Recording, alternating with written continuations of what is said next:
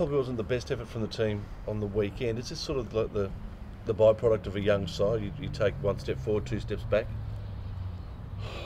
I wouldn't say it's a byproduct of a young side. I think we were definitely disappointed with the outcome on the weekend. We certainly didn't play the way we would have liked. But you know, it is noted that we are playing a young team, and we've got a lot of inexperience, and that ultimately that provides opportunities for players to learn. Unfortunately, we're sort of learning the hard way at the moment.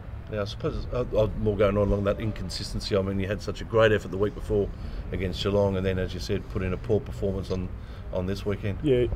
The sort of inconsistency is the frustration of a young team, and that's something that we're seeking to address.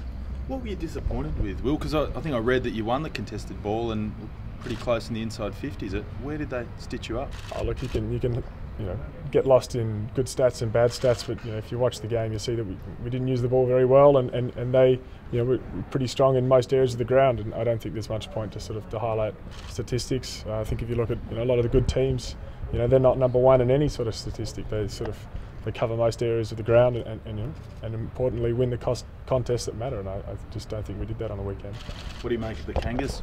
Look, the Kangas, they're a very, very strong side. They've played some pretty impressive football this year. I'm really looking forward to playing them this weekend. What do you think their strengths are?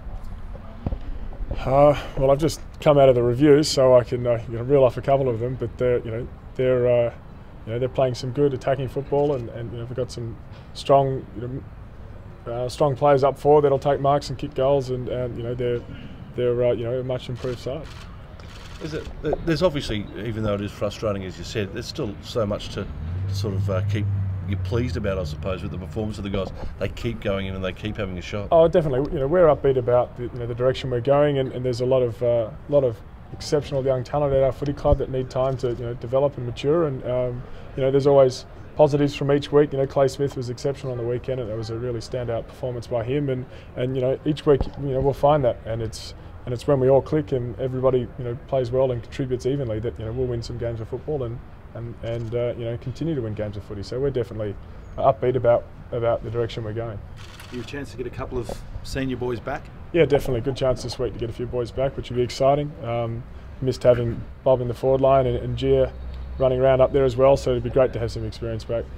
Some discussion yesterday about the contract situation with Adam Cooney. Is that something you guys get involved with, talk about at all? No, we certainly don't get involved with that. I know Adam is one of the more team-focused players, and I'm sure that he's like everybody else, worried about winning games of football at the moment, and that will run its due course. Are you confident though he'll be round next year and hopefully play out his days here? Yeah, absolutely.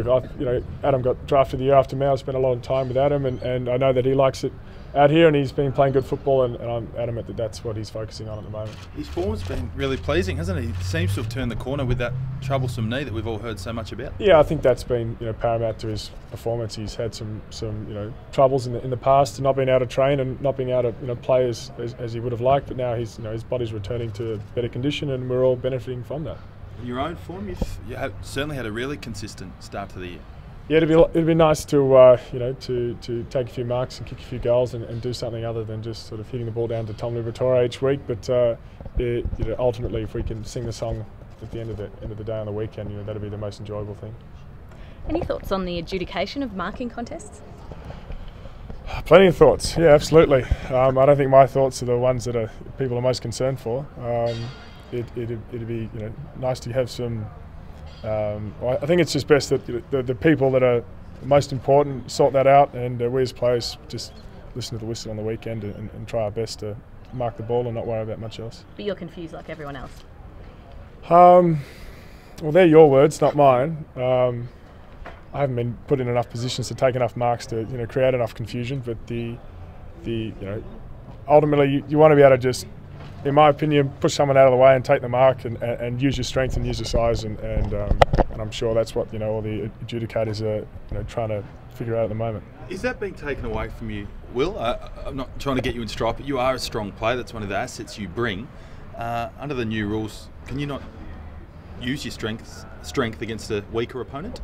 Oh, well, there's a lot of different ways to use your strength, and I don't think necessarily brute force is one of them.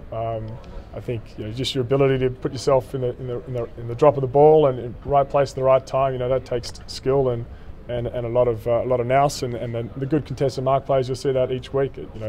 Travis Cloak continually takes a lot of contested marks, and I don't think you'll see his approach to marking, which is go hard at the ball and stick your hands up. Certainly, there's no room for any interpretation there. He can't be beaten from that point of view.